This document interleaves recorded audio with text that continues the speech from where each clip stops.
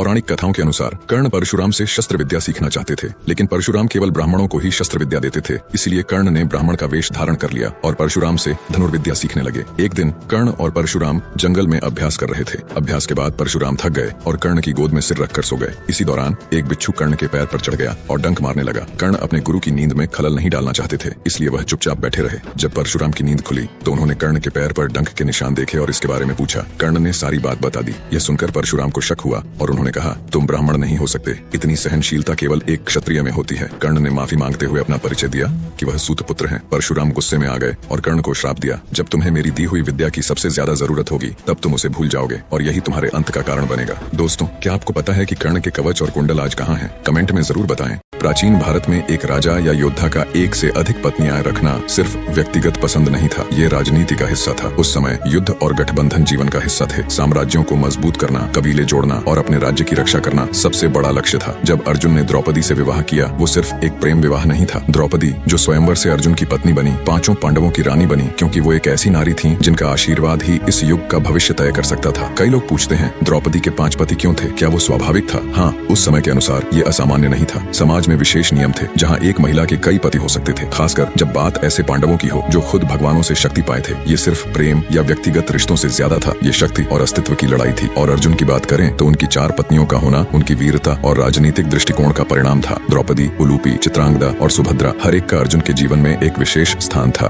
सिर्फ 16 साल की उम्र में अभिमन्यु ने चक्रव्यूह को तोड़ने का साहस किया। ये वो युद्ध तकनीक थी जिसे बड़े बड़े योद्धा नहीं तोड़ पाए, लेकिन अभिमन्यु, उसने चक्रव्यूह में घुसकर ऐसा पराक्रम दिखाया जिसे पूरी दुनिया याद रखती है। लेकिन इस कहानी का सबसे दिलचस्प पहलू ये है कि अभिमन्यु के भीतर वो वीरता और साहस कहाँ से आया? अपने पिता अर्जुन से नहीं, सिर्फ अर्जुन से नहीं, वो सुभद्रा से भी था। जब सुभद्रा गर्भवती थी, अर्जुन ने उन्हें चक्रव्यूह भेदन की कहानी सुनाई थी और तब अभिमन्यु ने अपनी माँ के गर्भ में रहते हुए इस युद्ध तकनीक को सीखा था। हाँ, ये माँ और बेटे के बीच का अनूठा संबंध था। सुभद्रा, जिसने अपनी ममता और प्रेम से अभिमन्यु को वो योद्धा बनाया जो अंततः कौरवों की ताकत से अकेला लड़ता रहा। अभिमन्यु का बलिदान, जिसने न सिर्फ अर्जुन को झकझोर कर रख दिया बल्कि पूरे पांडव पक्ष को। अर्जुन और सुभद्रा की ये प्रेम कहानी सिर्फ एक राजकुमार और राजकुमारी की नहीं थी, ये वो कहानी थी जिसने महाभारत की नींव रखी और एक ऐसा पुत्र दिया जिसने अपनी वीरता से इतिहास में अमरता पाई।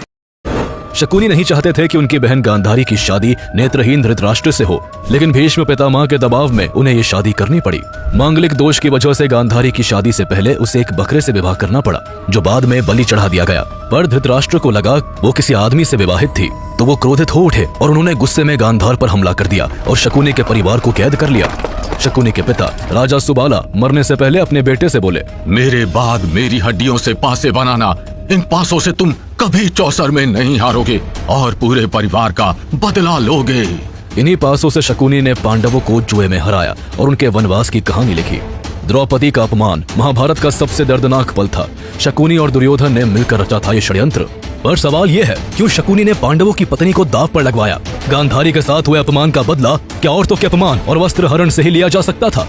पर शकुनी इस बात से अनजान थे कि उसके हर पासे पर भगवान कृष्ण की नजर है। क्या हुआ था जब भगवान कृष्ण के सामने भी शकुनी ने चलाई थी चौसर की। माना जाता है कि द्रौपदी, जो 5 पांडवों की पत्नी थी, एक साल के समयांतराल में हर पांडव के साथ रहती थी। इस नियम को तोड़ने वाले को 1 साल तक वन से बाहर रहने का दंड दिया जाता था। जब द्रौपदी और युधिष्ठिर का 1 वर्ष का समय शुरू हुआ, तब अर्जुन ने भूलवश अपने तीर और धनुष द्रौपदी के आवास पर ही छोड़ दी और अचानक किसी की रक्षा के लिए उन्हें धनुष की आवश्यकता पड़ी। क्षत्रिय धर्म का पालन करते हुए अर्जुन ने नियम तोड़ते हुए द्रौपदी के निवास में प्रवेश किया। द्रौपदी ने क्रोध में आकर अर्जुन को 1 साल के लिए राज्य से बाहर जाने का आदेश दिया। इस 1 साल के वनवास के दौरान अर्जुन की मुलाकात नाग कन्या उलूपी से हुई, जो अर्जुन पर मोहित हो गई। उलूपी के अनुरोध पर अर्जुन को उससे विवाह करना पड़ा। कहते हैं कि दोनों 1 वर्ष तक साथ रहे। 1 वर्ष के बाद उलूपी ने अर्जुन को छोड़कर पुनः अपने नागलोक लौट गई। जाते समय उलूपी ने अर्जुन को समस्त विद्याओं का स्वामी होने का वरदान दिया। अर्जुन और उलूपी के संबंध से अर्जुन को एक वीर पुत्र प्राप्त हुआ, जिसका नाम इरावान रखा गया।